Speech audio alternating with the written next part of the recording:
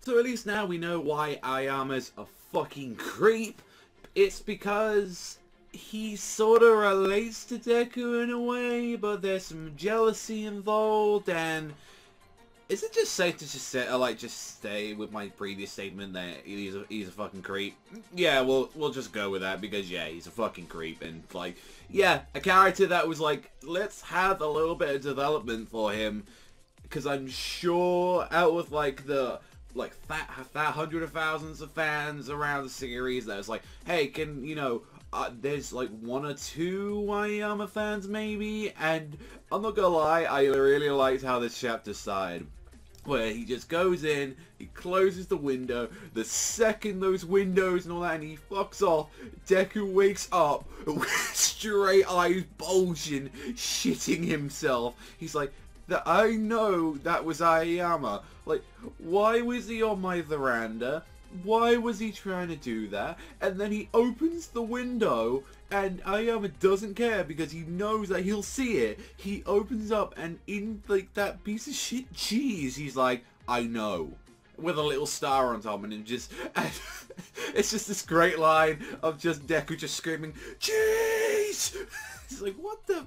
Calm down, Deku. Calm down. Like, it's okay. And like, you're seeing this, like, Deku's like clearly like he's just like, just walk it off, just pretend I don't see anything, I'm gonna ignore it, and it's just like, it's too early for this shit, and it's like, you know, oh hey Yuta, hey Uraraka, yeah sure, fine, and then his eyes have to glaze over with him, and then he's like giving him a wink, and he's like, surprise. It's just like, I'm scared, I'm so terrified of this man. It's just, please leave me alone. It's like, it suddenly went off to like a serious thing where we thought Aoyama was the traitor, and it's like, no, let's give him an actual like little bit of chapter, a little bit of development, which, you know, I mentioned with last week, where it's like, okay, this will give us a reason with a lot of the characters, where it's like, okay, let's have a talk about why they're like this way, why the rest of like class 1A is like this, and it's like, I did mention that it's like, there are other characters on the group I would like prefer to have some time to develop on, but it's still nevertheless like pretty interesting for the most part, and it's just like, well, when we actually get to see them training, and plus still there's some like nice little moments in like throughout on there, like Red Riot as well, like you see like he's actually mastered his transformation state as well, for like when he like he calls it unbreakable, and like you get to see everyone else like, yo, this is really good and all that, and he's like, people are testing him for like, you know, like as a punching bag to make sure that this is like actually like it can last, it's actually durable. Like, I kind of like that his like his little crash and all that was like, that was the first one to notice, and I was like, oh, that's a nice little part on there. There's even a nice part in this chapter with like Deku and Bakugo, where like Bakugo, instead of just being an asshole, he just asks him, have you gotten any better? And Deku's just like, not really, no, because the last arc he had to rely on the little girl's power to make himself even stronger than his opponent, so he hasn't really gone to that point. And of course Deku is still mentioning that, you know, like, my absolute like maximum right now is 20%.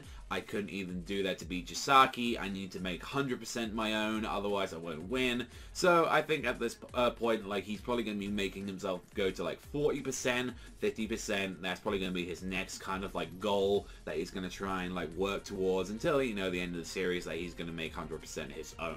Then Aoyama does a really creepy thing where he's just laying on some rocks, and honestly, I know he's got the fucking, like, the whole nasal, whatever it's called, his laser beam thing, but it looks like he's just fucking the rock.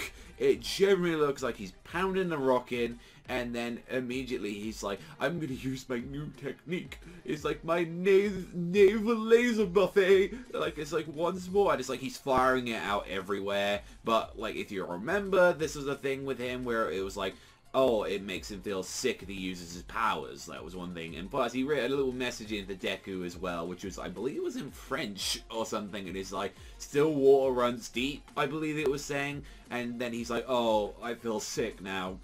And then we find out what's, you know, what is his deal.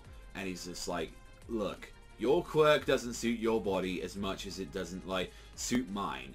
because he's like, I was born, like, I didn't, like, you know, sometimes I was born with my naval laser, and it would actually leak out of me when I was born with it. So basically, it makes it sound like he pisses himself, but no, a giant laser comes out instead, which is quite terrifying, actually.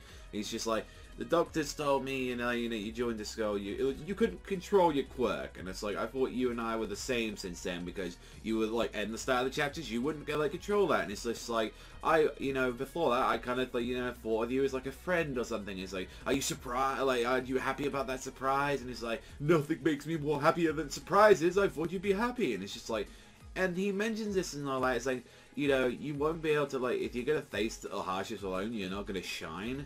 And, like, in Deku's own way, he's thinking, like, yeah, this is a way to, like, encourage me and everything. It's like, clearly, and it's like, that the surprise was a huge success, like, Aoyama. It's like, you're actually able to, like, go in there, and it's like, and then immediately you kind of have this, like, serious look on his face, which I feel like there's a little bit more. I feel like we're not done with Aoyama, but they immediately cut it out to, like, like, oh, it's a joke and all that, because he's like, oh, it's nasal laser, and he's kind of shit himself, seemingly, like, for the most part. I feel like there's still more about his powers. Like, clearly, I think that's a little undertone about it, where it's like, he kind of wish he had, like, sort of something like Deku's power or someone else's. It's clearly a whole jealousy thing, where it's like, why is it he can control his, like, abilities, but I struggle with this power, and this is clearly not, like, this is something that, like, from what we see, Aoyama didn't even want. It's nothing on there. I'd like to see that it's a little bit more, like, different, for the most part, but, like, clearly, like, how they end off the chapter, it's like, oh, here, like, Aoyama's now being super friendlier to him and all that, and him, like, Deku became good friends. It's like, here, like, try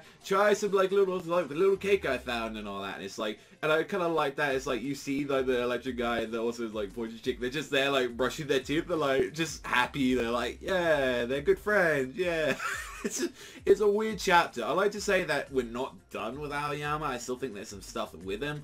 I think, if anything, like, the author was like, we've got all of these characters in 1A, we might as well do something with them, because clearly, like, these characters are popular, and I'm sure, like, then again, I don't know why, but it's like, I'm not judging, but I'm sure out there are people who are like, yeah, Aoyama's my favorite character in Academia, and I'd be like, why? Because he's done nothing throughout the entire series, and well, he's, like, even after this chapter, he's a fucking weirdo, but, like, you know what, I like some weird characters as well, so who the fuck am I to judge with this?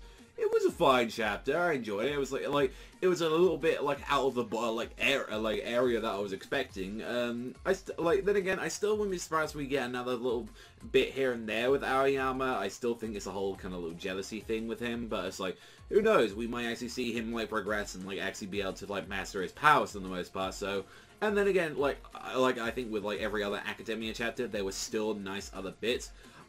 Comparing this to, like, the other chapters that we've had, like, with the kind of, like, whole little school break that we've been having, I'd like to say, like, where, like, comparing it to, like, the children's stuff that we had, at least this stuff actually has some stuff interesting for the characters, and they're actually getting some little development for some of the characters, and you find out a little bit more about them.